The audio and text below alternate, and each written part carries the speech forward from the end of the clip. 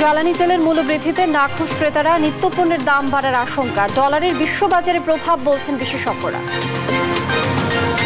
দেশ ত্যাগের আগে বেনজিরে সরিয়ে নেওয়া সম্পদের তথ্য জানতে বিএফআইইউকে দুদকের চিঠি, বর্তমান অবস্থান জানে না সরকার। জয়পুরহাটে দারিদ্র বিমোচন কর্মসূচির 20 লাখ টাকা আত্মসাতের অভিযোগ মাঠ কর্মকর্তার বিরুদ্ধে, চরম অনিশ্চয়তায় গ্রাহকরা। পাহাড়ি ঝড়ে ব্রাহ্মণবাড়িয়ার আখাউড়ায় ধসে যাওয়া সড়ক 5 দিনেও মেরামত হয়নি, আকস্মিক ঝড়ে লন্ডভন্ড ঠাকুরগাঁও বালিয়াডাঙ্গির 20 গ্রাম। এবং টি-20 বিশ্বকাপের উদ্বোধনী ম্যাচে কানাডার মুখোমুখি যুক্তরাষ্ট্র, রাতে ওয়েস্ট ইন্ডিজের বিপক্ষে লড়বে পাপুয়া নিউ গিনি।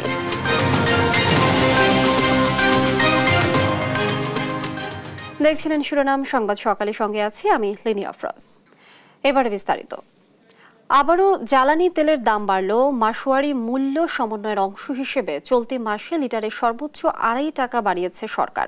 দাম বাড়ায় তীব্র অসন্তোষ দেখা দিয়েছে ক্রেতা সাধারণের মধ্যে। বিশেষজ্ঞরা বলছেন, ডলারের বিপরীতে টাকার দরপতনের কারণে জ্বালানির বৃদ্ধি অস্বাভাবিক নয়। বিস্তারিত শাহিদুজ্জামান সাকিবের প্রতিবেদনে। বিশ্ববাজারের সাথে মূল্য সমন্বয়ের অংশ হিসেবে নতুন বাজেটের আগে আরেক দফা বেড়েছে জ্বালানি তেলের দাম। জুন মাসে ডিজেল ও কেরোসিনের দাম 107 টাকা থেকে বাড়িয়ে 107 টাকা 75 পয়সা, পেট্রোল 2.5 টাকা বাড়িয়ে 127 টাকা এবং অকটেন 128 টাকা 50 পয়সা থেকে বাড়িয়ে 131 টাকা করা হয়েছে। সমন্বয় পদ্ধতি চালুর শুরুতে কমলেও পরপর 3 মাস জ্বালানির দাম বাড়ায় তীব্র ক্ষোভ প্রকাশ করেন সাধারণ মানুষ। আসলে সরকার আমাদের ঝিকে মেরে বউকে শেখানোর মতো শেখাচ্ছে। আমাদের সকালে এক কথা বলতেছে, আবার সমন্বয় করবে, এই করে করে তো আগের দামেই আবার ফেরত আসলো। বছরে 10 বার সমন্বয় করার দরকার নাই, একসাথে মনে করেন 200 টাকা করে দিবে, 200 টাকা করে দিলে সমন্বয় হয়ে যাবে।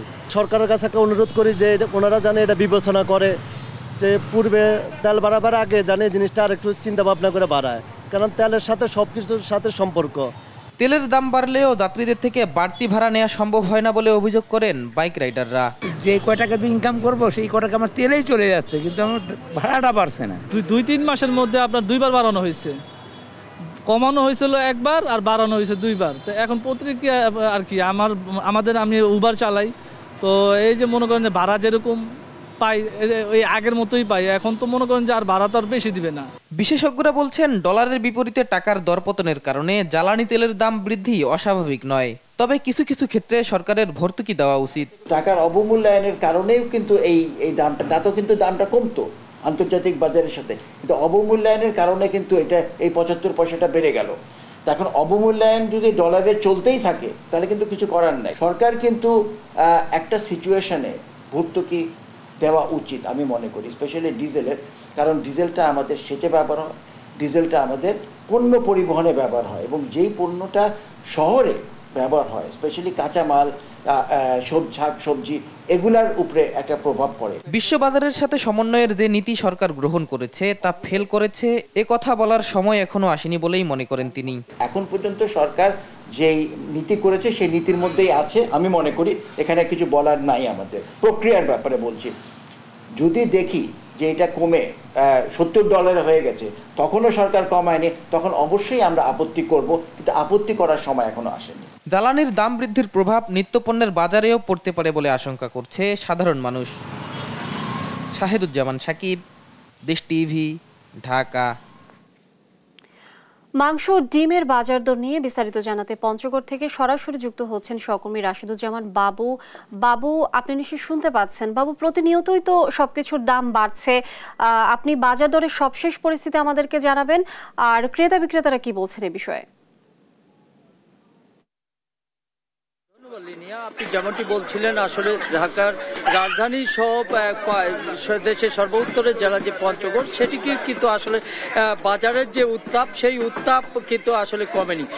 বিশেষ করে আপনাকে যদি আমি জানাই যে আসলে আমিষের কথা যদি আমি বলি, গরুর মাংস আজকে সকালেও বিক্রি হচ্ছে কিন্তু 750 টাকা দরে, খাসির মাংস বিক্রি হচ্ছে 1100 টাকা দরে, আপনার ব্রয়লার মুরগি যেটা গরিবের খাদ্য বলি, সেই গরিবের খাদ্যও বিক্রি হচ্ছে কিন্তু আপনার 300 টাকা দরে।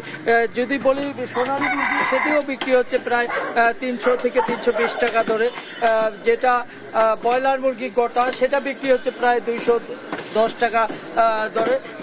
এরকমভাবে কিন্তু প্রত্যেকের ডিমের কথা বলছিলেন, ডিমও বিক্রি হচ্ছে কিন্তু আসলে জায়গা ভেদে, কোথাও 52 টাকা, কোথাও 50 টাকা, কোথাও আবার 48 টাকা, এরকম দামে কিন্তু আসলে বিক্রি হচ্ছে। অর্থাৎ যে যেভাবে পারে সে সেভাবে আসলে নিচ্ছে মাংসের দাম থেকে, ডিমের দাম থেকে শুরু করে। শুধু তাই নয়, আপনাকে যদি আমি আরেকটু জানাই যে আসলে পঞ্চগড়ে শুধু যে আমিষের দামের ক্ষেত্রে বেশি এমনটা নয়। আজকে আমি সকালে খবর নিয়েছি পেঁয়াজের বাজারেও কিছুটা উত্তাপ লেগেছে। আজকে সকালে পেঁয়াজের খবর নিয়েছি, সেখানে প্রায় 80 টাকা দরে বিক্রি হচ্ছে। কিন্তু মরিচের যে ঝাল, সেই ঝাল কিন্তু আসলে ক্রেতাদের গায়ে লেগেছে।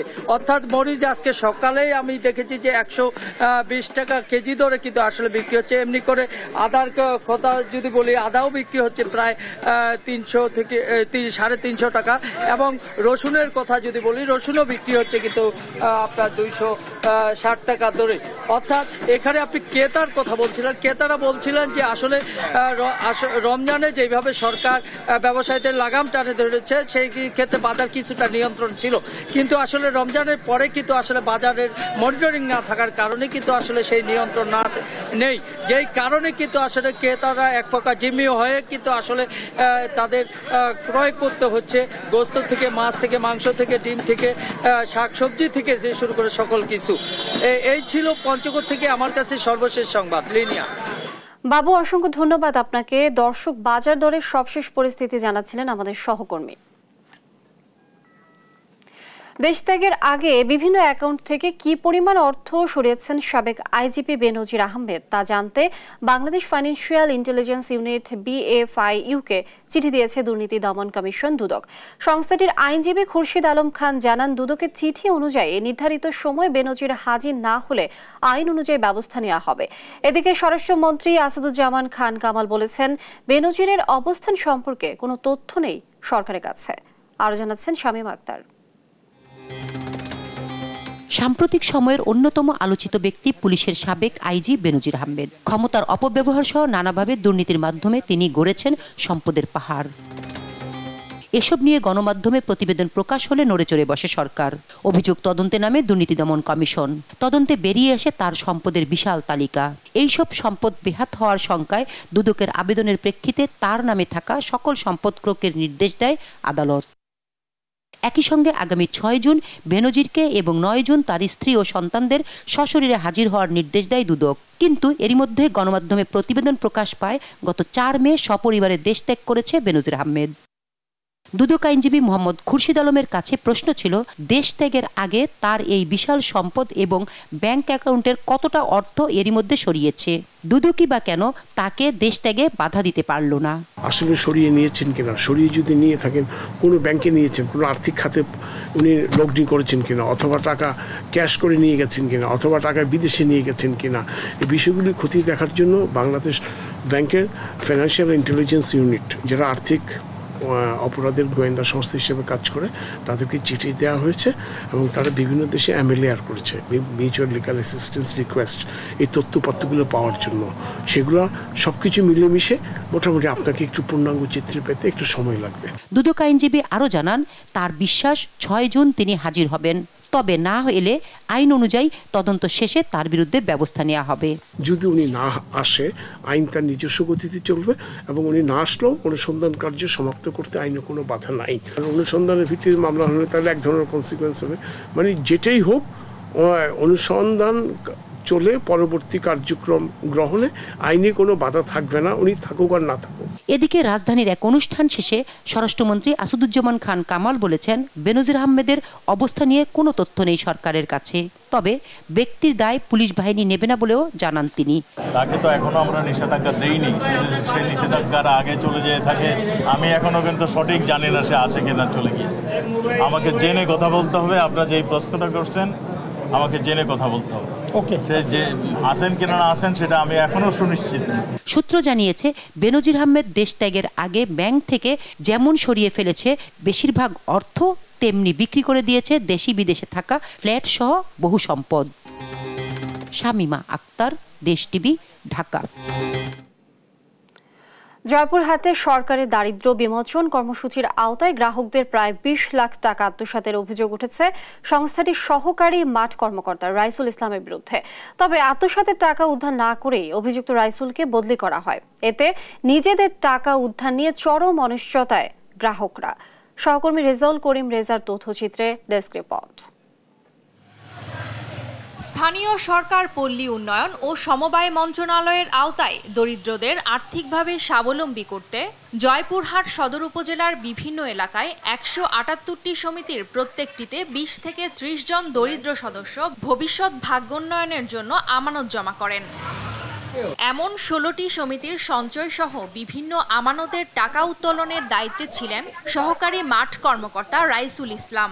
কিন্তু সদস্যদের কাছে ভুয়া পাসবই দিয়ে কিস্তির প্রায় 20 লাখ টাকা উত্তোলন করে ওই কর্মকর্তা, যা উল্লেখ করা হয়নি অফিসের মূল রেজিস্টারে। এমনকি সংস্থাটির কোনো ব্যাংকেও জমা দেয়নি টাকা। গত ফেব্রুয়ারি মাসে বিষয়টি জানাজানি হলে কোনো সুরাহা না করেই তাকে অন্যত্র বদলি করে ঊর্ধ্বতন কর্তৃপক্ষ। তারপর থেকে ভুক্তভোগীরা মাসের পর মাস ঘুরেও তাদের আমানতের টাকা ফেরত পাননি। এগুলো সব কর্মকর্তার কাজ। কর্মকর্তারা যদি সাথে যদি না থাকে এত বড় প্রতারণা কখনোই হতে পারে না। আমরা সুষ্ঠু বিচার চাই। আমার জমা হয়েছে 50,000 টাকা, এখন বলছে যে 15,000 টাকা আমাকে দিবে আর 35,000 টাকা আমাকে দিবে না। মেসেজ হওয়ার পর আমি রাইসুল ভাই বলে যে বইটা দাও, আমি বইগুলো সই করার জন্য দিই। এখন থেকে 2টা বই হলো স্যার হলে আউট করে দেয়। সম্প্রতি বিষয়টি নিয়ে অফিসের কর্মকর্তা কর্মচারীদের অবরুদ্ধ করে মানববন্ধন করেন ক্ষুব্ধ গ্রাহকরা। পরে কার্যালয়টির ঊর্ধ্বতন কর্তৃপক্ষ এসে আমানতের টাকা ফেরতের আশ্বাস দেন। এ ঘটনায় জড়িতদের শাস্তির দাবি জানান উপজেলা চেয়ারম্যান সহ এলাকাবাসী। অতি দরিদ্র দিন আনা দিন খাওয়া পরিবার, তারা দীর্ঘদিন থেকে অল্প অল্প করে টাকা সঞ্চয় করে টাকা জমা করছে, একটা তাদের বিপদে বা তাদের একটা প্রয়োজনে কাজে লাগাবে বিধায়। সরকারের যাতে ভাবমূর্তি নষ্ট না হয়, এই ঘটনার সাথে যারা জড়িত, সে ম্যানেজার হোক বা নিম্ন কোনো কর্মচারী হোক না কেন, তারা অবশ্যই শাস্তির আওতায় আসবেন। রাইসুলের এমন কর্মকাণ্ডে গ্রাহকদের ভোগান্তি সহ ডিপার্টমেন্টের ভাবমূর্তি নষ্ট হয়েছে জানিয়ে টাকা ফেরতের দাবি জানান উপজেলা দারিদ্র্য বিমোচনের এক কর্মকর্তা। ডিপার্টমেন্টের যে একটা সুনাম ছিল, সুনামটা নষ্ট হয়ে গেছে। আমি চাই যে ডিপার্টমেন্টের সুনাম থাক, তার টাকাটা অতি তাড়াতাড়ি কিভাবে আপনারা দিবেন, ডিপার্টমেন্টের কাছে আমার এটা আবেদন। অসহায় দরিদ্র মানুষের আমানতের টাকা ফেরত সহ আত্মসাৎকারীর কঠোর শাস্তির দাবি জানান গ্রাহক ও স্থানীয়রা। নিউজ ডেস্ক, দেশ টিভি। সংবাদ সকালে আরো থাকছে। রাস্তা প্রশস্তকরণে মেহেরপুর মুজিবনগর ও চুয়াডাঙ্গা আঞ্চলিক মহাসড়কের 1,500 গাছ কাটতে যাচ্ছে সড়ক বিভাগ, এলাকাবাসীর মধ্যে ক্ষোভ। অতিবৃষ্টিতে পাহাড়ি ঢলে ব্রাহ্মণবাড়িয়ার আখাউড়ায় নির্মাণাধীন সেতুর বিকল্প সড়ক ধসের 5 দিন পরও মেরামত হয়নি। এতে এখনো বন্ধ রয়েছে আখাউড়ার সাথে কসবার সড়ক যোগাযোগ। এতে সীমাহীন দুর্ভোগে এসব এলাকার যাত্রীরা। স্থানীয়দের অভিযোগ, অপরিকল্পিত নির্মাণ কাজেই এই দুর্ঘটনা। সহকর্মী মেহেদি নূর পরশের তথ্য ছবিতে প্রতিবেদন জানাচ্ছে দিবাশ্রী বড়ুয়া। চলতি বছরের ফেব্রুয়ারিতে দেবগ্রাম এলাকায় জাজি নদীর উপর ঝুঁকিপূর্ণ বেইলি ব্রিজের পরিবর্তে সেতু নির্মাণ কাজ শুরু করে সড়ক ও জনপথ বিভাগ। সেতুটির নির্মাণ কাজের দায়িত্ব পায় ঠিকাদারি প্রতিষ্ঠান মেসার্স মোস্তফা কামাল এন্টারপ্রাইজ। সড়ক যোগাযোগ স্বাভাবিক রাখতে ঝুঁকিপূর্ণ ব্রিজটির পাশেই করা হয় একটি বিকল্প সড়ক। সম্প্রতি ঘূর্ণিঝড় রিমালের প্রভাবে অতিবৃষ্টি ও ভারত থেকে আসা পাহাড়ি ঢলে ধসে পড়ে বিকল্প সড়কটি। এতে আখাউড়া পৌর শহরের সাথে উপজেলার মোগরা, মনিয়ন্দ ও ধরখার ইউনিয়ন সহ কসবা উপজেলার সরাসরি যোগাযোগ ব্যবস্থা বিচ্ছিন্ন হয়ে পড়ে। স্থানীয়দের অভিযোগ, গুরুত্বপূর্ণ এই সড়কে বেইলি ব্রিজ স্থাপন না করে অপরিকল্পিতভাবে মাটির বিকল্প সড়ক নির্মাণ করায় এই দুর্ভোগ নেমে এসেছে। পাহাড়ি এলাকার একটু বৃষ্টি হইলে নদীতে প্রচন্ড স্রোত বহে। এই স্রোতের যারা ডাইভারশন রুট করছে এটা দুর্বল করছে এবং সেটা মজবুত করে না। এটার জন্য ডাইভারশনটা একটু বেইলি ব্রিজ দিয়ে তৈরি করা উচিত ছিল। ঠিকাদার আসলে ওই রকম মজবুত মানের কোনো বিকল্প সড়ক এটা তৈরি করেনি। সেই উজানের ঢলে এখানকার যে বিকল্প সড়কটি তা ভাসিয়ে নিয়ে যায়। অনেক ঝুঁকি নিয়ে এখানে সেই সেতুটা পারিত হয়েছে। তবে ঠিকাদারি প্রতিষ্ঠান বলছে দরপত্র অনুযায়ী নির্মাণ করা হয়েছে বিকল্প সড়ক। এখানে আমাদের আসলে শিডিউলে আমাদের এখানে ডাইভারশন ধরা ছিল, আমরা ডাইভারশনটাই করছি। এখানে অনেকেই বলতেছে যে বেইলি ধরা আছে, আসলে এখানে বেইলি আমাদের শিডিউলে নাই, এজন্য আমরা ডাইভারশন ছিল। কিন্তু পানির রেমালের নিম্নচাপে যে পানির মানে প্রচন্ড চাপ, হাওরের পানি, ইন্ডিয়ার পানি, একসাথে সবগুলো চাপ আসার কারণে আমাদের ডাইভারশন লেভেল পর্যন্ত পানি চলে আসে। এদিকে বিকল্প সড়কটি মেরামতে সপ্তাহখানেক সময় লাগবে বলে জানিয়েছে সড়ক ও জনপথ বিভাগ। আমি আশা করি যে এটার উপর দিয়ে আপাতত পায়ে হেঁটে মানুষ স্থানীয় জনগণ পারাপার হতে পারবে। আর যেহেতু ওই এলাকায় বিকল্প সড়ক আছে সেগুলো তারা ব্যবহার করতে পারবে। আর উইদিন 7 days আমরা হালকা যানও ওই ব্রিজের উপর দিয়ে ছেড়ে দেব। 6 কোটি টাকা ব্যয়ে চলতি বছরের নভেম্বরে এই সেতুর নির্মাণ কাজ শেষ হওয়ার কথা রয়েছে। নিউজ ডেস্ক, দেশ টিভি। 15 মিনিটের ঝড় বৃষ্টিতে লন্ডভন্ড হয়ে গেছে ঠাকুরগাঁওয়ের বালিয়াডাঙ্গি উপজেলার অন্তত 20টি গ্রাম। ঝড়ের কবলে পড়ে 2 নারী এবং বৃষ্টির পানিতে ডুবে এক শিশুর মৃত্যু হয়েছে। ঠাকুরগাঁও প্রতিনিধি শাকিল আহমেদের পাঠানো তথ্য ছবিতে ফারজানা ইসলামের ডেস্ক রিপোর্ট। মাত্র 15 মিনিটের কালবৈশাখী ঝড় কেড়ে নিয়েছে 3টি প্রাণ। শনিবার সকালে ঠাকুরগাঁওয়ের বালিয়াডাঙ্গি উপজেলার পারিয়া ও বড়বাড়ি ইউনিয়নে কালবৈশাখী ঝড়ের তাণ্ডব শুরু হয়। মাত্র 15 মিনিটের কালবৈশাখী ঝড়ে ওই 2 ইউনিয়নের 20টি গ্রামের ঘরবাড়ি লন্ডভন্ড হয়ে যায়। এছাড়াও প্রচণ্ড বাতাসে ঘরের টিন সহ ছোট বড় গাছপালা, বৈদ্যুতিক পিলার উপড়ে পড়ে। ঘরবাড়ির পাশাপাশি ক্ষতিগ্রস্ত হয়েছে ফসলের জমিও। ঝড়ের সময় টিনের নিচে চাপা পড়ে গৃহবধূ ফরিদা বেগমের মৃত্যু হয়। এ সময় ভয়ে নিজ ঘরে স্ট্রোক করে মৃত্যু হয় জাহিদা বেগমের।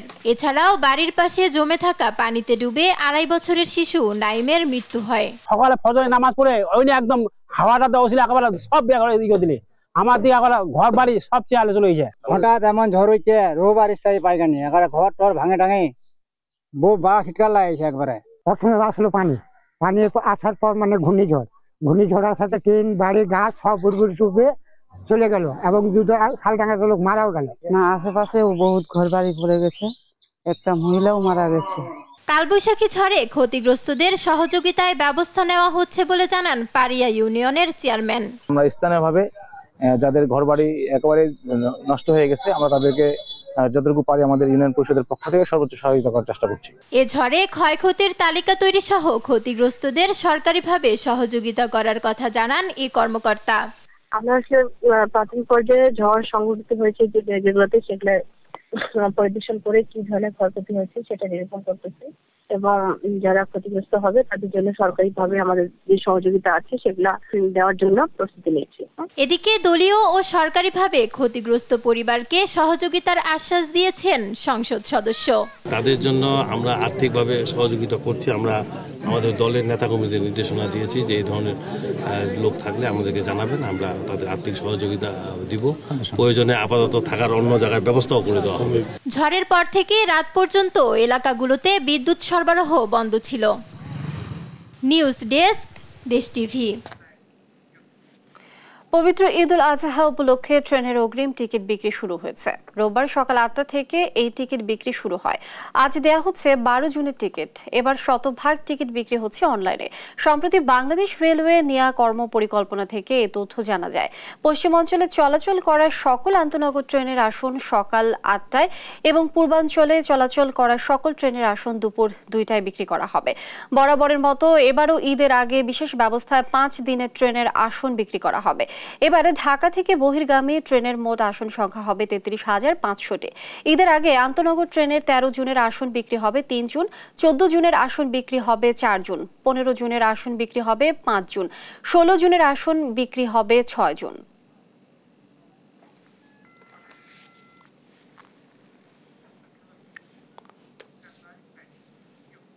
এবার খেলা সংবাদ। ডালাসে টি-20 বিশ্বকাপের উদ্বোধনী ম্যাচে কানাডার দেয়া 195 রানের টার্গেটে ব্যাট করছে স্বাগতিক যুক্তরাষ্ট্র। শেষ খবর পাওয়া পর্যন্ত যুক্তরাষ্ট্রের সংগ্রহ 2 উইকেটে 90 রান। গ্র্যান্ড প্রেরি স্টেডিয়ামে টস হেরে ব্যাট করতে নেমে উদ্বোধনী জুটিতে আসে 43 রান। অ্যারন জনসন 16 বলে 23 রান করেন। এরপর প্রগাত 5 রান করে ফেরত যান। তৃতীয় উইকেট জুটিতে ধালিওয়াল ও কির্টন 36 বলে 62 রানের 50-র দেখা পান ধালিওয়াল। 44 বলে 61 রান করে ধালিওয়াল আউট হন। এরপর 50 তুলে নেন কির্টনও। 31 বলে 51 রান করে কির্টন আউট হন। দলের স্কোর 150 ছাড়ায়। শেষ দিকে শ্রেয়াস মোভার অপরাজিত 16 বলে 32 রানের ইনিংসে কানাডার সংগ্রহ দাঁড়ায় 5 উইকেটে 194 রান।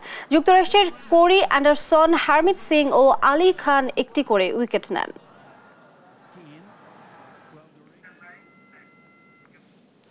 এদিকে রোববার রাত 8:30টায় গায়ানা ন্যাশনাল স্টেডিয়ামে পাপুয়া নিউগিনির মুখোমুখি হবে আয়োজক ওয়েস্ট ইন্ডিজ। দুর্বল পাপুয়া নিউগিনির বিপক্ষে ফেভারিট উইন্ডিজ। জয় দিয়ে টুর্নামেন্ট শুরুর লক্ষ্য রাভম্যান পাউলেদের। বিস্তারিত শাহাদাত কিফাদের রিপোর্টে। দ্বিতীয়বার টি-20 বিশ্বকাপে অংশ নিচ্ছে পাপুয়া নিউগিনি। আগের আসরে খেলা 10 ক্রিকেটার দলে রেখে বছর জুড়ে প্রস্তুতি সেরেছে তারা। আর আয়োজক ওয়েস্ট ইন্ডিজ বরাবরই টি-20তে দাপটে। এবারও পাওয়ার হিটারদের নিয়ে দল সাজিয়েছে তারা।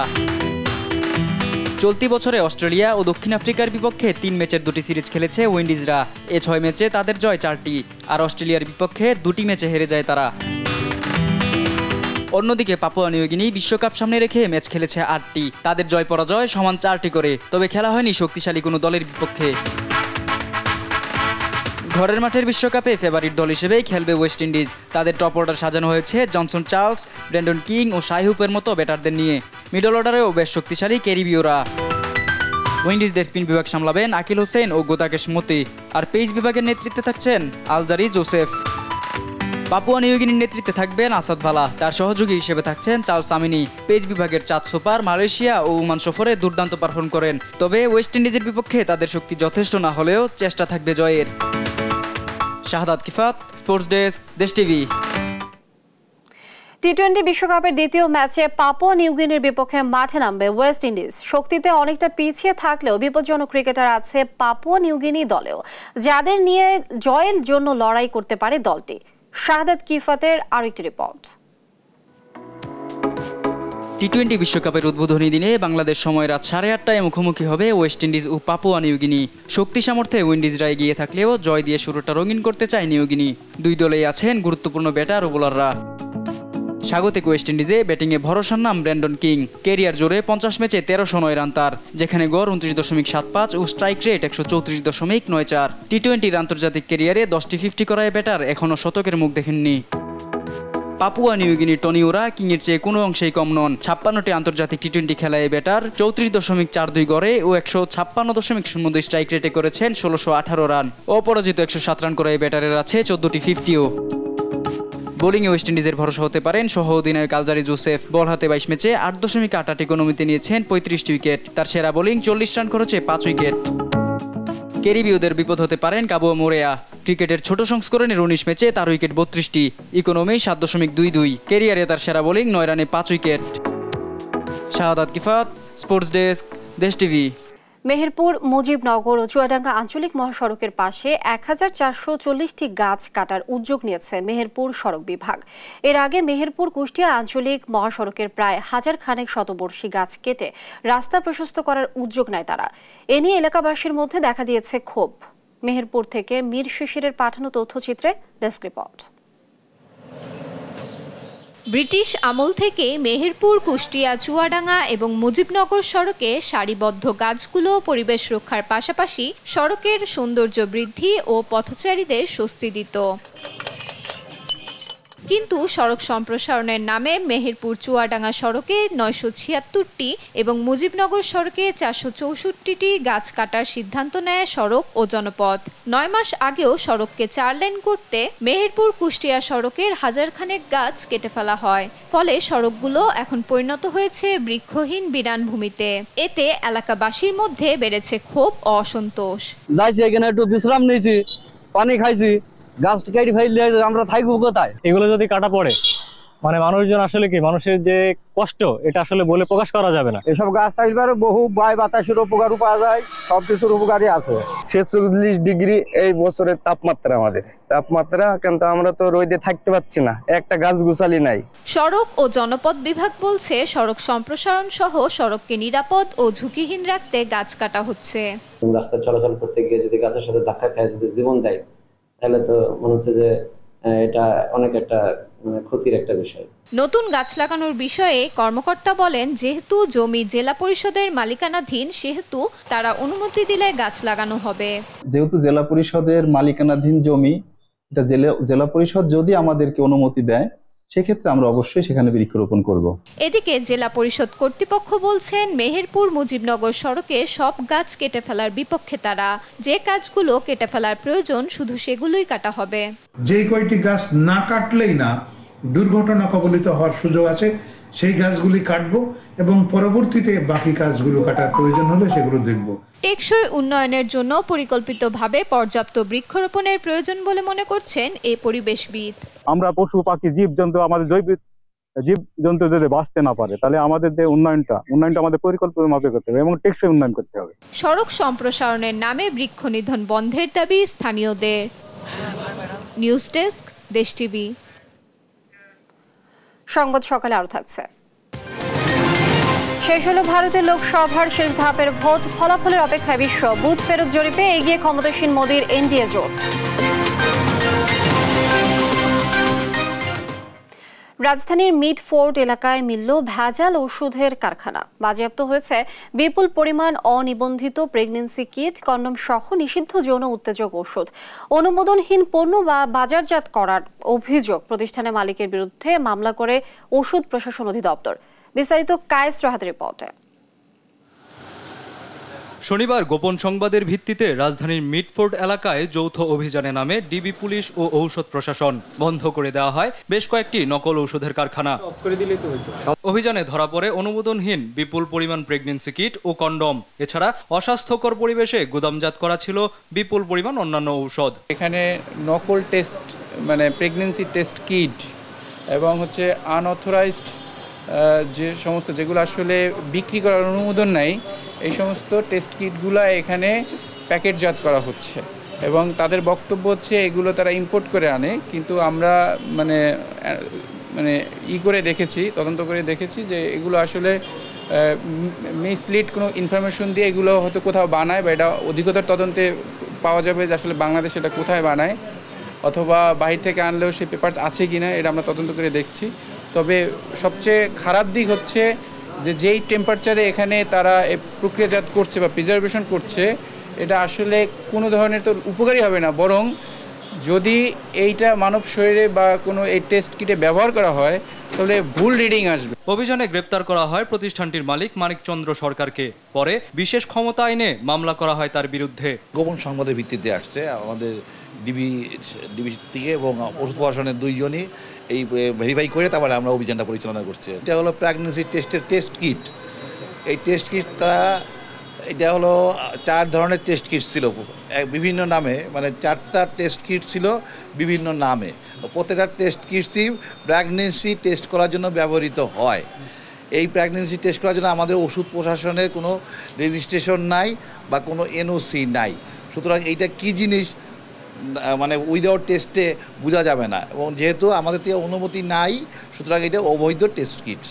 আমি এটা আর এইভাবে আর সংরক্ষণ করব না স্যার, সেটা আমি যদি অনুমোদন পাই তাহলে বিক্রি করব, আর নয়তো বিক্রি করব না স্যার। জব্দ করা এসব মালামালের আনুমানিক মূল্য 10 লাখ টাকা। এমন অভিযান চলবে বলে জানান কর্মকর্তারা। কায়েস রাহাত, দেশ টিভি, ঢাকা। কুষ্টিয়ায় এবারের ঈদে কোরবানির হাট মাতাবে টাইগার ও রাজকুমার। কোরবানির ঈদকে সামনে রেখে গরু প্রস্তুতে ব্যস্ত সময় পার করছে খামারিরা। এবারের কোরবানির ঈদে হাট মাতাবে কুষ্টিয়া টাইগার ও রাজকুমার নামে 2টি গরু। 3 বছর ধরে পরম যত্নে পালিত টাইগারের ওজন 35 মণ আর রাজকুমারের ওজন 30 মণ। গরুর মালিকেরা বলছেন দেশের সেরা গরুর তালিকায় রয়েছে কুষ্টিয়ার টাইগার ও রাজকুমার, তবে ন্যায্য দাম না পাওয়া নিয়ে সংশয় রয়েছে তাদের। প্রাণী সম্পদ কর্মকর্তা বলছে এবারের ঈদে গরু ন্যায্য মূল্য পাবে খামারিরা। ইরফান রানার ক্যামেরায় কুষ্টিয়া থেকে নাহিদ হাসান তিতাসের রিপোর্ট।